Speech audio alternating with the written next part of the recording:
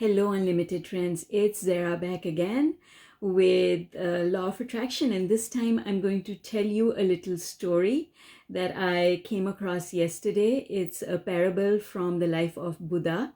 And I was thinking about this and looking at it through the Law of Attraction lens, especially based on the teachings of Abraham. So the story goes somewhat like this. Once upon a time, Buddha was traveling with his disciples from one town to another town. It was a very hot day, and so they decided to take a break. Buddha sat under a tree, and as he was sitting there, people gathered around because that's what always happened. When Buddha sat down, people came and gathered around him, asking him questions. So this man came up to Buddha and said, "How do I calm my mind? I'm having a really difficult time calming my mind." Buddha, instead of answering his question, which was typical, Buddha always found ways to relate the lesson that he wanted someone to learn with the world and nature. So Buddha said to this man, "Why don't you go and bring me some water to drink first? And then I will answer your question." So the man went to the stream. There was a stream nearby. And so he went to the stream. But as he got closer, he noticed that there were children playing in the stream. And the water was muddied because of their playing around. So he decided to walk further down. And as he walked further down, he noticed that there were women washing clothes. And so all the soap and suds were going into the stream. He didn't want to take water from there because he didn't think it would be clean enough. So he kept walking. He walked a little further, and then he stopped and he wanted to get water, but he noticed that there were elephants bathing in the stream at that place. He gave up because he had walked a long distance away from where Buddha was sitting under the tree. And he thought to himself, if I keep going, it's just going to take me too long to get back. So he made his way back to where Buddha was sitting under the tree. And he went up to Buddha and he said, "I could not get you any water because the water was all sullied. It was dirty. I couldn't get it." Buddha said, "It's okay. Just sit down for a little while." And so the man sat down, waiting patiently for Buddha to respond to his question. But Buddha didn't pay any attention to him at all. Buddha started answering the questions from other disciples, followers. And then after maybe half an hour to an hour had passed by, Buddha addressed the man again and said, "Why don't you go to the stream now and try one more time to bring water?" So the man took his bowl and went to the stream again, and this time the waters were calm and the dust had settled. He got a bowl full of water and gave it to Buddha. So when he did that, Buddha asked him, "You were able to get water this time?" And the man said, "Yes." And Buddha said, "Why? What happened?" And the man said, "Well, this time the children were not playing. There were no animals in the water. The women had gone. The water was clear. It had calmed down."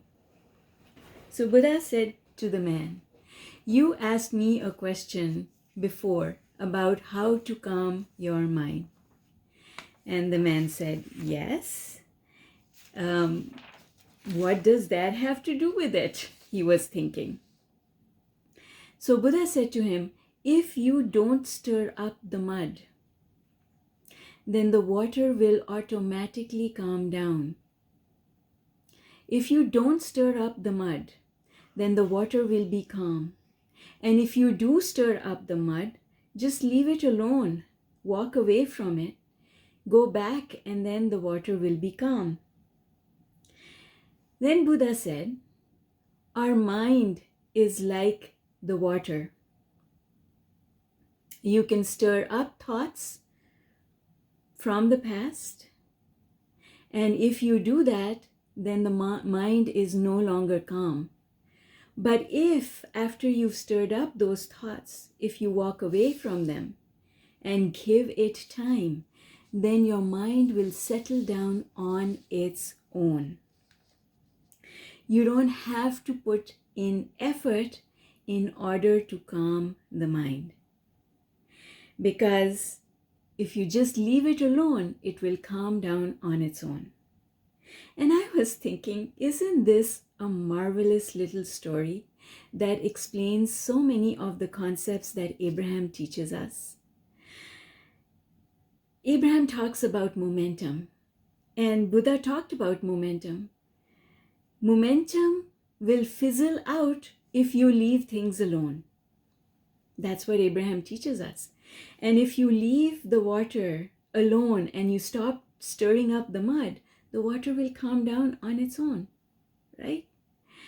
Abraham says that get off the subject. Abraham says, get off the subject, and then it will get taken care of on its own.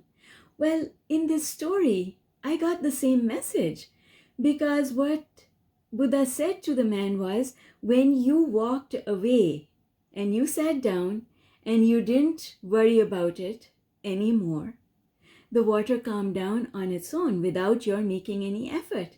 And now the water was clear and calm, and you could bring drinking water. It's the same concept as Abraham's telling us, get off the subject, get off the subject. So I thought that this was an amazing little story, and it just helps to see that all the great teachers, including Abraham, I mean, I love Abraham. You all know that all the work that I do is based on the teachings of Abraham. It just goes to show that all the prophets of old were teaching us the same thing in different ways. And when I see people who are not able to calm their minds during the day, stress is the biggest problem in our world just now. Stress. And stress is not natural. Stress is unnatural to us.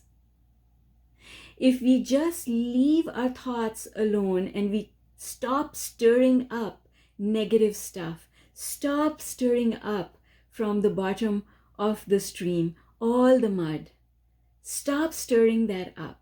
Stop stirring up the past. Stop stirring up negative stuff. Then our mind would automatically calm down and get off the subject. Stop stirring up negative stuff and get off the subject. Then our mind would be automatically calm. We don't have to work hard to deal with stress. We just have to leave our mind alone. We just have to be in control enough to know when to walk away. We just need to be in control enough to know that we don't need to stir up all the mud from the bottom of the stream. We don't need to dig into our psyche in order to dig up all the thoughts that are buried there.